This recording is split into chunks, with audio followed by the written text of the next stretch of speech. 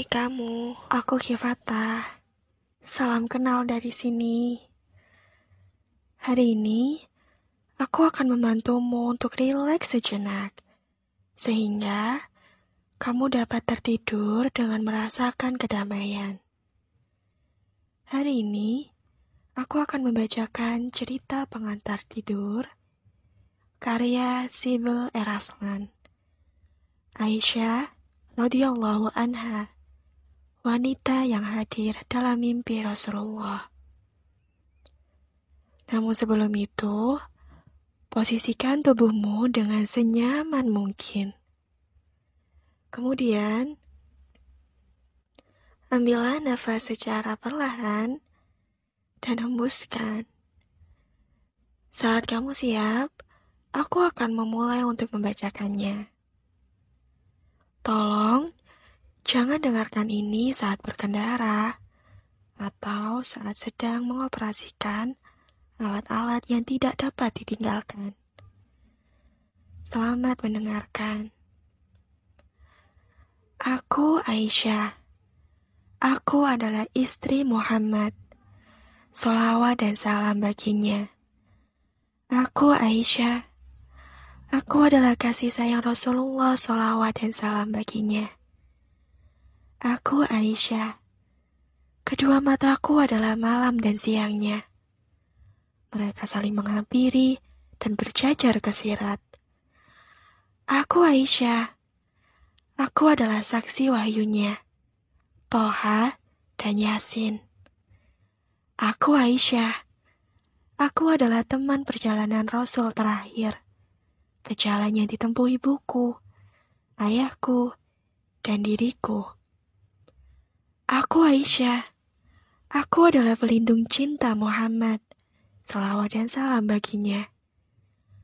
Aku adalah teman perjalanan terdekatnya, Ahmad, cahaya tiada akhirnya. Seluruh pelupuk mata yang terbuka dan tertutup. Aku Aisyah. Aku adalah Al-Humairah milik Ahmad. Aku adalah kekasih rahmatan lil alamin. Dan aku adalah saksi masanya, kehormatan dan kesedihannya. Aku juga saksi kebenaran, kesabaran, dan kehambaannya. Aku adalah saksi salam yang dibawa para malaikat. Aku adalah saksi ucapan selamat tinggal dan perpisahannya. Aku adalah saksi perpisahan dan ucapan sumpahnya. Aku adalah saksi risalah dan ketundukannya. Aku adalah saksi Rasulullah, rahmat bagi seluruh alam. Aku adalah saksi kekasih Allah. Aku Aisyah, kekasih dari sang kekasih. Dari bulu-bulu burung sampai tetesan-tetesan darah yang mengalir dari ujung pedang. Aku adalah saksi segalanya. Aku adalah saksi setiap masanya. Mulai dari yang paling indah sampai yang paling berat. Aku adalah saksi darah dan senyumannya. Aku adalah saksi setiap wahyu dan kitab suci terakhir dengan setiap hurufnya. Aku adalah saksi hijrah, Badar, Uhud, Khandak, dan Khaybarnya. Aku adalah saksi dua kotanya, Mekah dan Madinah. Aku adalah saksi buah zaitun dan buah arannya. Aku adalah saksi kasih sayang dan perpisahannya. Aku juga saksi penyesalan yang juga sebesar keberaniannya. Aku adalah saksi hal-hal yang menimpa diriku, hal-hal yang menimpa diri kalian. Aku adalah saksi umatnya. Seberapa besar yang teringat, seberapa besar yang terlupakan. Aku adalah Aisyah. Aku Aisyah. Aku adalah kupu-kupu Muhammad yang berputar-putar. Sholawat dan salam baginya. Aku Aisyah, ibu umatnya. Perahuku berlayar di atas lautan, kata-katanya. Terus bergerak dengan rasa takjub atas kasih sayangnya yang tak pernah habis. Terus bergerak dengan kesedihan-kesedihannya. Biarkan mereka berucap, mereka tak tahu kesedihan akan kerinduanku kepadanya. Sedangkan luka-luka dari 1000 badai yang berembus kepadaku tak satu pun meneteskan darah. Aku Aisyah, karena aku adalah kedua mata kasih sayangnya. Biarkan mereka berucap dari cinta. Biarkan mereka terdiam dari cinta. Huruf-huruf dunia. Ah, anak-anak kecil. Biarkan mereka tahu kasih sayang para ibu. Biarkan mereka berucap kebenaran dan kerinduan. Untuk setiap matahari lama yang tenggelam. Untuk setiap bulan sabit yang masa lalunya telah terputus rusak. Untuk seluruh bintang yang satu persatu menghilang. Untuk sumber Zam-Zam yang menjadi saksi kerinduanku. Dengan huruf waw, dengan huruf ba, dengan huruf ta, aku berucap dengan sumpah. Aku bersyukur tiada habis kepada Allah yang Maha Menguasai, yang telah memberikan kasih sayang Rasulullah kepada aku. Aku, Aisyah. Kenangan-kenangan masa kecilku. Sejauh yang ku tahu, ayah selalu terlihat baru bagiku. Memang tiada yang akan bertahan lama dengan embusan badai padang pasir dari arah bintang. Apapun yang ada padanya menjadi baru, cemerlang, dan perawan. Bagaikan kantong pelana berisikan hadiah yang belum pernah terbuka. Ayahku adalah jalan-jalan menuju utara dan selatan. Dia datang dengan berbagai aroma dari embusan badai Damaskus dan Yaman. Di setiap perjalanan pulang, mereka selalu membahas aroma dan hal-hal baru bersama ayahku. Namun padang pasir yang merupakan guru ilmu kesabaran penuh rahasia lebih menaruh kepercayaannya kepada wanita dibandingkan laki-laki. Jadi, kesabaran kuat diberikan kepada para wanita, sementara perjalanan di bawah badai-badai pasir yang dahsyat diberikan kepada laki-laki. Kami menunggu ayahku, Abu Bakar, dengan kesabaran penuh dari setiap perjalanan yang dia tempuh. Terik panas Mekah yang memanggang atap-atap tanah kami, disertai awan dingin mulai merembus cepat setelah matahari terbenam. Pada malam hari, atap-atap berubah menjadi teras bintang bersama para wanita setia yang menunggu perjalanan pulang suami mereka, sambil mengantar anak-anak tidur dengan cerita.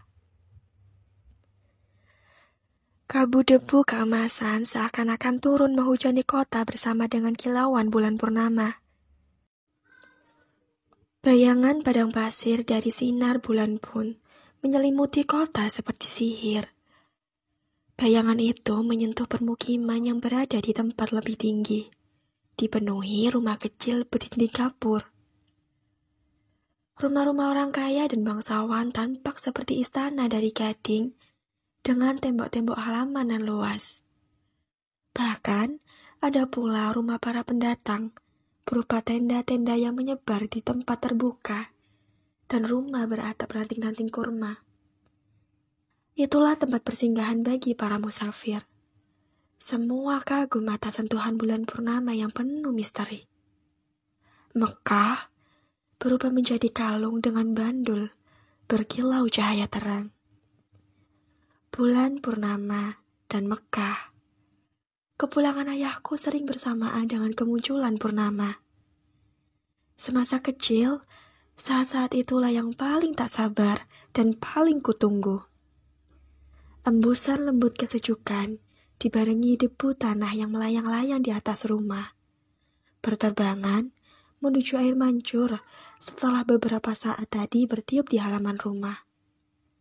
Karang yang tergantung di pintu menggoyakkan tirai. Sss, sss, sss.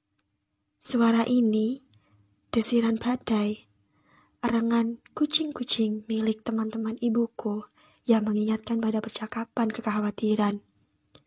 Gumam, gumam, gumam. Gemerincing gelang-gelang para pembantu ketika berjalan cepat-cepat. Tring, tring, tring. Langit yang kutatap dari sandaranku. Terang, terang, terang. Di antara tidur dan terbangun. Dongeng dengan kenyataan mimpi dan hakikat. Anak-anak padang pasir yang menunggu ayah mereka tentu mustahil tumbuh besar tanpa dongeng. Aku adalah salah satu dari mereka.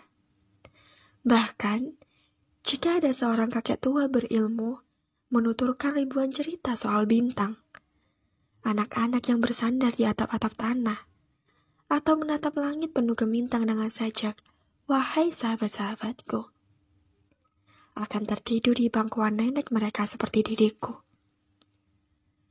Ayah yang kalian tunggu dari perjalanan tampak seperti puisi, dongeng, atau bintang di hati kecil. Semua orang menunggu kedatangan ayahku dari perjalanan dagang dengan harapan berbeda-beda. Ketika kakek dan kerabat-kerabat tuanku yang lain berharap ayah kembali dengan hasil pendapatan berlimpah, ibuku, Ummu Ruman, diselimuti penantian mengharapkan ayah kembali dengan selamat. Sementara itu, menurut kakak perempuanku, Asma namanya, ayah adalah sebuah hadiah. Setelah bersama-sama menempuh kebahagiaan dan kesedihan, ayahku, Abu Bakar, beliau itu layaknya bayang-bayang pohon yang sejuk dan aman bagi ibu maupun kakakku. Bagi kakakku, ayah itu seperti hadiah dari setiap kali perjalanan pulang. Sebaliknya, kesopanan dan ketaatan kakakku menjadi hadiah tersendiri bagi ayah. Ayah membeli cenderamata dari pedagang kalung, penjual ikat pinggang di Gading, atau dari sebuah perjalanan di Damaskus. Ia membawa vas bunga, berhiaskan kulit-kulit binatang lautan. Sementara itu, di dalam kantong pelana, terhadap buku-buku baru, peta-peta, dan botol kristal berisi hiasan warna-warni untuk ibu. Bagi para wanita di rumahku, perjalanan pulang ayah adalah hadiah. Sementara itu, bagian yang aku dapat dari perjalanan panjang ayahku adalah kehangatan dan kenyataan. Bagiku, dia seorang ayah sekaligus dunia ini. Seluruhnya untukku. Aku tak pernah menyambut ayah di rumah atau di depan pintu rumah. Aku berada di antara para penyambut yang berlari-lari menuju rombongan ayah setelah mengetahui kedatangannya dari atap rumah. Di dalam kepulan debu, bendera-bendera rombongan tampak ketika masuk kota. Ibu tak begitu senang dengan caraku ini. Tapi karena dia tahu hal ini merupakan perhatianku bagi ayah, dia menyetujuinya. Ibu tak mengatakan satu hal ketika aku berada di antara keramaian orang yang berlari dan bernyanyi untuk menyambut kedatangan rombongan dari perjalanan panjangnya. Di dekat pintu masuk kota, ayah turun dari untanya, kemudian langsung menunggang kuda. Perjalanan memasuki kota itu dilatari kepulan debu, menyelimuti mereka seperti akhir bagian sebuah dongeng. Dan pastinya, bagian paling baguslah yang akan aku dapat. Setelah beberapa saat mencari keberadaanku, ayah turun dari kudanya dengan senyum bahagia. Setelah berlutut dan membuka kedua lengannya, kata yang pertama diucapkan adalah, "Putriku, Aisyah." Ketika memeluknya, seakan-akan seluruh jalan di dunia ini membentang untukku. Aku menjadi ratu dalam pelukannya. Kerinduanku kepada ayah leleh dengan pelukan ini. Diriku seakan-akan mengenakan mahkota yang tak seorang pun melihatnya selain aku. Ayah selalu menjadi mahkota di kepalaku. Kemudian, dia tak mengizinkan para pelayan ikut memenggangi tali kudanya. Bicaralah wahai Humairah, apa kabarmu? Tanyanya sambil tersenyum. Aku tahu, selalu berada di bawah ajaran sopan santun ketat karena didikan ibu. Ibu selalu memperingatkanku untuk tak banyak bertanya kepada orang lain. Diam, tenang, dan dewasa seperti kakakku Asma. Dengan kata-kata yang aku hafal sebelumnya, diiringi panduan seperti, tanda kutip, ayah adalah penyelamat kami. Bertemu dengan ayah dalam keadaan sehat adalah harapan kami. Aku menjawab pertanyaan ayah dengan mengutip puisi-puisi dari masa lalu. Tapi ayah tahu tentang diriku. Aku malah membawakan puisi-puisi diiringi kata-kata yang membuatnya tertawa. Bicaralah wahai Humairah, bagaimana keadaanmu? Ucapnya memberikan tanggapan padaku. Dengan kepercayaan yang tinggi yang aku dapat dari ayah, aku ceritakan semua yang terjadi di Mekah selama beberapa bulan kepergiannya. Satu persatu aku ceritakan kepadanya sampai di depan pintu rumah. Aisyah, aku sudah memberitahu kepadamu, ucap ibu dengan nada menyalahkan saat memulai pembicaraan. Ayahku menanggapinya dengan senyuman. Ya, Aisyah sudah cerita. Dia berhasil mengalahkan semua teman-temannya di permainan semut bersayap. Kemudian, kami duduk di meja makan sambil tertawa bersama. Meja itu penuh jamuan yang disiapkan berhari-hari dengan 1001 keistimewaan oleh pelayan ibuku dan teman-temannya. Suasana saat ayah pulang merupakan malam panjang dan membahagiakan. Ibu dan kakak perempuanku tahu bahwa aku adalah anak yang tak berselera makan. Tapi saat ayah setelah kembali, mereka tahu aku akan banyak makan. Karena itu mereka pun menyuruhku duduk di antara ayah dan kakek. Sebagai anak paling kecil di rumah, ayah sangat memanjakanku. Ia akan menyuapi makanan dari piringnya sendiri kepadaku, seperti memberi makanan kepada anak burung. Ayah, dengar kau kebanyakan lari dan main-main waktu ayah tak di rumah. Engkau juga jatuh sakit. Apa kakek pernah menceritakan dongeng tentang anak yang tergesa-gesa dengan raja tua, Aisyah? Tanya ayah sembari membelai rambutku. Kemudian dia mencium tangannya yang membelai rambutku. Wangi sekali rambutmu, Aisyah. Pasti kakakmu yang anggun ini telah merias putri kecilku. Kalau dewasa nanti pasti banyak raja yang akan datang menginginkanmu sebagai menantu. Tapi ibu dan kakek tak akan memberikannya kepada mereka, ucapnya. Aisyah tak akan pernah dewasa, seru ibuku. Begitu bangun pagi, dia langsung ingin pergi bermain dengan teman-temannya. Seharian penuh ia lari-lari. Keringat membasahi tubuhnya. Tak satu pun makanan dia sentuh. Meski teman-teman seumurannya mulai belajar melipat dan merajut kain wol, dia malah pergi menonton pertandingan unta bersama kakak laki-lakinya. Meskipun seluruh pembicaraan selalu berakhir mengenai diriku, yang selalu ingin aku dengarkan adalah berita-berita dan cerita-cerita baru. Ayah, aku mohon ceritakan dongeng anak yang tergesa-gesa dengan raja tua itu. Aku mohon ceritakan itu padaku ya, ucapku. Mungkin 1 pekan atau 1 bulan cerita-cerita dari perjalanan ayahku ini akan selesai. Bani Tamim akan menceritakan air terjun kami di Mekah. Kakek-kakek kami terkenal dengan kedermawanannya. Dari Damaskus sampai Yaman, mereka banyak menempuh perjalanan perdagangan dari Jeddah sampai ke laut-laut yang tak pernah mereka tahu. Dari setiap kali perjalanan, mereka akan kembali dengan pengetahuan baru, dengan keterangan baru dari dunia-dunia baru. Tamim adalah pusat pangeran-pangeran dermawan padang pasir, ucap para pengembara yang datang ke Mekah. Garis keturunan merupakan hal paling penting dan pengetahuan yang paling berharga yang diturunkan dari satu generasi ke generasi selanjutnya. Di Mekah, di antara keluarga yang sangat mementingkan harga diri, diam-diam terjadi persaingan tersembunyi. Dari kekayaan sampai perlindungan agama. Belum lagi soal keunggulan sastra, khususnya di antara para suku yang suka membesar-besarkan persaingan dalam hal syair. Itu semua tampak seperti usaha aneh demi membangun nama baik yang dirasakan dalam setiap hal. Benar, soal keunggulan terkait padang pasir, kekuatan mungkin berarti segala-galanya.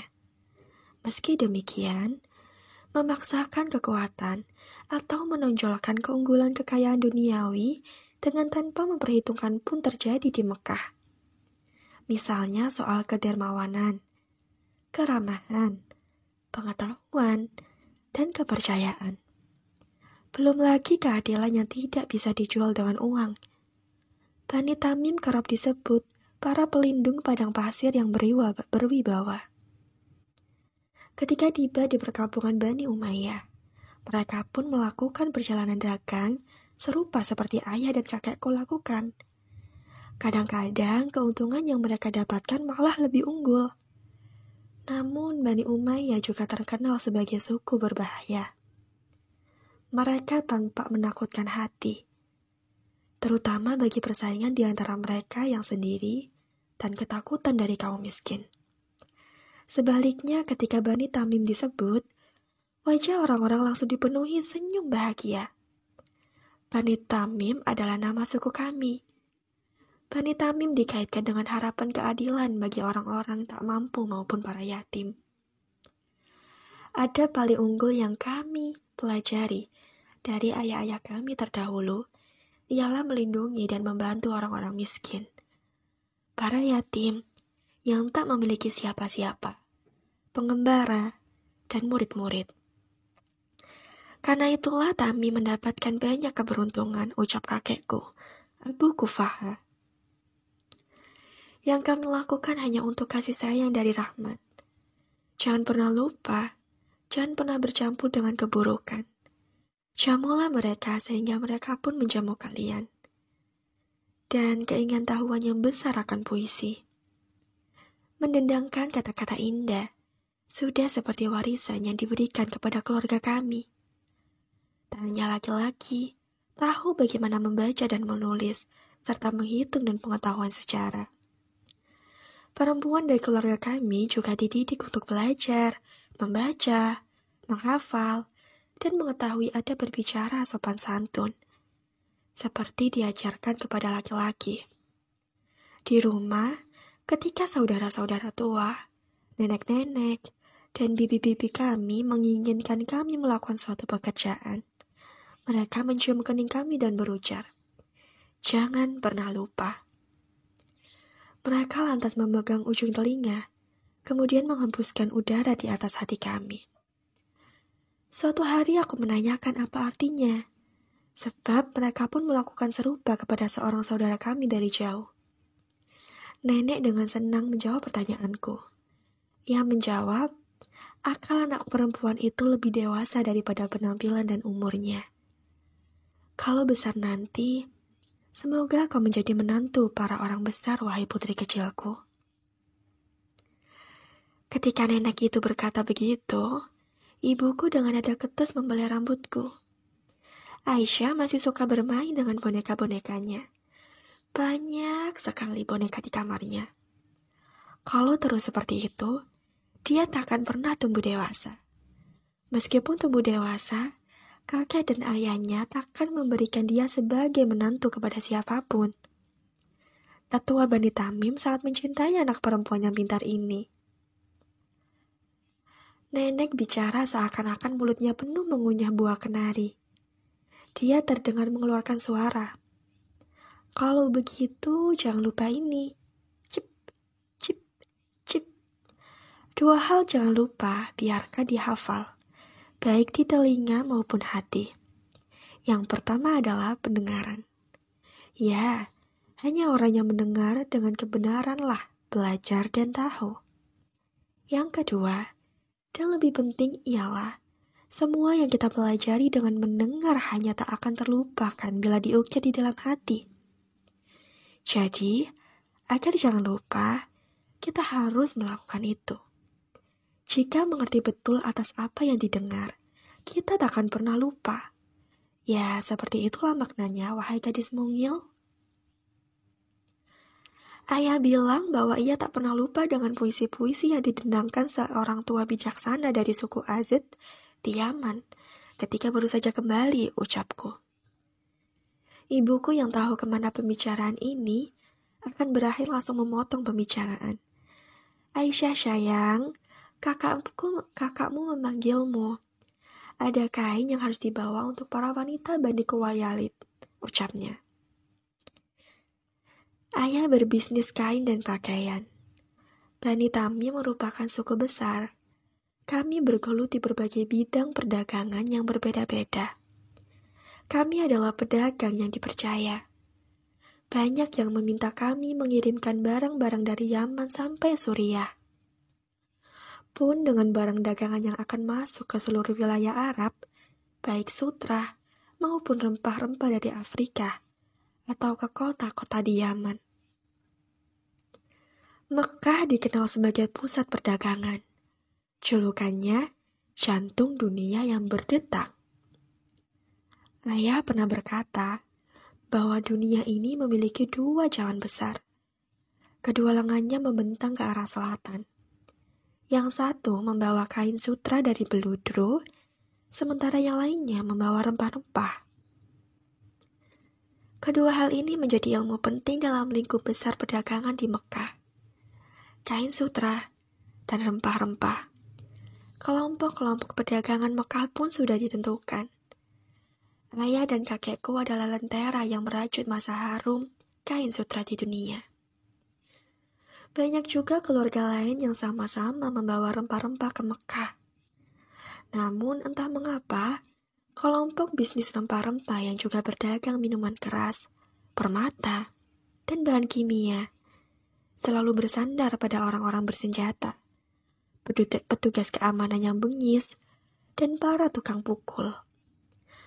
Menurut kelompok kain sutra termasuk kami, golongan rempah-rempah punya peluang untuk menjadi lebih berani, agresif, dan kerap zalim.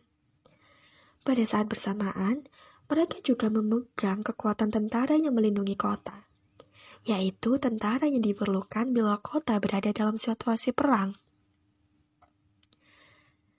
Bani Tamim sendiri berurusan dengan perdagangan kain sutra yang datang dari Basra dan Damaskus. Aku ingat perjalanan ayah ke Yaman yang berlangsung cukup lama dan petualangan aneh waktu perjalanan pulang. Ibuku adalah wanita yang berhati-hati. Dia selalu memperingatkan kami untuk tidak menceritakan apa yang diceritakan ayah dalam perjalanan pulang kepada orang lain. Meski tubuh kecilku saat ini tak begitu paham akan hal itu, aku belum tahu apa arti perintah ini untuk diam. Ceritanya, ayah bertemu seorang tua dari suku Azd ketika berada di Yaman. Orang tua ini ramah, banyak membaca buku, mengetahui Taurat dan Injil, bisa berbicara bahasa yang berbeda-beda. Dia berkata, "Wahai pedagang muda, apakah kau dari masyarakat haram?" Tanyanya di pasar. Ayah menjawab, "Iya." Langsung orang tua itu menanyai asal-usul ayah. Setelah tahu bahwa ayah dari keluarga Bani Tamim yang dikenal dermawan dan hakim untuk memecahkan masalah perselisihan antar keluarga, orang itu menggandeng lengannya. Ia memberi isyarat agar ayah menjadi tamu di rumahnya. Ayah yang tak ingin menyakitinya menerima tawaran itu ketika malam telah larut dan semua orang sudah memejamkan mata. "Datanglah kemari, wahai Tamim muda. Ada beberapa pertanyaan yang ingin aku tanyakan," ucap orang tua berjenggot putih waktu itu. Aku punya pengetahuan mengenai kedatangan Nabi terakhir dari masyarakat haram. Aku tak tahu apakah dia sudah muncul, tapi aku pikir kedatangannya sudah dekat. Dia adalah sosok yang perkataannya dipercaya, rendah hati, tubuhnya tak begitu besar, dan sangat bersih. Dia akan mendapat cacian dan sisaan dari saudara-saudara, dan teman-temannya begitu tahu bahwa dirinya adalah nabi terakhir. Andai umur dan tubuhku masih bisa bertahan. Andai aku bisa berada di sampingnya membantu ketika menempuh hari-hari yang susah. Meski umurku tak sampai pada hari itu, kau masih muda, berasal dari Bamim Tamim pula. Jika kau melihat hari itu dan menjadi saksi, sampaikanlah salamku kepadanya, ucapnya. Kata-kata orang tua itu telah terukir ke dalam hati ayah. Memang pada waktu itu semua orang berada pada masa penantian. Bahkan, hanya untuk mencari tahu hal ini, banyak orang datang dari jauh menuju Mekah. Orang-orang yang telah mendapatkan kabar ini dari Injil dan Taurat. Bahkan ada yang mulai menanti kemunculannya dari suku Quraisy. Amr bin Hisham, yang kemudian dikenal dengan nama Abu Jahal pun menjadi salah satu nama yang muncul. Jika kenabian itu muncul dari salah satu masyarakat haram, penantian pun bisa tertuju pada seseorang yang berasal dari garis keturunan unggul, meski tak ada seorang pun berkata mengenai hal itu. Masih terkesan dengan cerita di hari kepulangan ayah dari Yaman, dia mendapatkan kabar lebih mengejutkan lagi. Sahabatnya, Hakim bin Hizam, berkunjung kepadanya. Ketika para pelayan memberikan jamuan kepada para tamu, dia berkata, suami bibi kalian Khadijah, Al-Amin, berkata bahwa dia adalah seorang nabi yang diutus Allah, utusan Allah seperti Nabi Musa. Setelah kembali dari perjalanan jauh, adat Mekah mengharuskan seseorang saling berkunjung kepada sesama tokoh untuk mengucapkan selamat datang. Pada malam hari itu juga, seorang tokoh Mekah dari Quraisy pun berkata hal serupa. Tahukah apa yang dikatakan temanmu? Ternyata, kenabian turun kepada keponakan Abu Thalib yang aneh dan yatim itu. Jika bukan karena persahabatanmu, aku bersumpah kita akan langsung memberikan perhitungan dengannya. Tapi kau sudah pulang, kau cukup baginya. Berikan nasihat kepadanya atau apapun. Lakukanlah apa yang kau mau dengannya. Tapi kegilaan ini harus segera diakhiri, ucapnya. Dengan perasaan heran, ayah bertanya kepada para tamu yang duduk di halaman dekat pintu masuk. Apa yang terjadi dengan Al-Amin? Apa yang dia ucapkan kepada orang-orang? Dia duduk di Ka'bah dan berkata bahwa tak ada Tuhan selain Allah. Dia mengajak orang-orang untuk keluar dari agama leluhur dan masuk ke agama yang dia dakwakan. Dia adalah Nabi utusan Allah, ucapnya. Beberapa orang mencoba tersenyum meski mereka ingin menampakkan ketidakpedulian atas hal itu. Meski masih kecil, aku bisa melihat betapa mereka sebenarnya sangat peduli dengan hal yang akan dibicarakan. Jika ini merupakan suatu hal yang bisa dipecahkan dengan tawa dan senyuman, mengapa mereka datang kepada ayah? Di samping itu, mereka ingin ayah menjadi perantara. Setelah ayah menjamu dan mempersilahkan para tamu pulang, dengan segera dia pergi keluar. Muhammad di mana? Ucapnya bertanya. Begitu mendapat jawaban, di rumah Khadijah. Dia segera tiba di rumah itu. Mereka berdua berbicara mengenai apa yang terjadi sambil berlutut. Setelah mendengarkan Al-Amin dengan seksama, ayah menceritakan apa yang dia dengar dari seorang bijaksana tua di Yaman. Kemudian ayah bertanya sesuatu. Wahai sahabat baikku, siapa yang mengajari apa yang kau katakan ini? Malaikat agung yang juga memberi kabar kepada para nabi sebelumku, wahai Abu Bakar. Ayah kemudian berseru, atas nama ayahku, ibuku, dan sahabat-sahabatku, aku percaya dengan apa yang kau jelaskan kepadaku. Ulurkan tanganmu, aku bersyahadat bahwa tak ada Tuhan selain Allah. kau adalah Rasulullah. Ketika ayah kembali ke rumah dari pertemuan singkat tapi penting itu, dia mengumpulkan seluruh anggota keluarga dan menjelaskannya satu persatu. Orang yang tak pernah bohong kepada orang lain, orang yang dipercaya akhlak dan perkataannya. Apakah dia bisa berbohong mengenai Allah? Tak perlu diragukan lagi, dia berkata benar, ucapnya. Pernyataan ayah atas ucapan syahadat menjadi muslim tanpa keraguan dan kekhawatiran sungguh menyenangkan hati Rasulullah.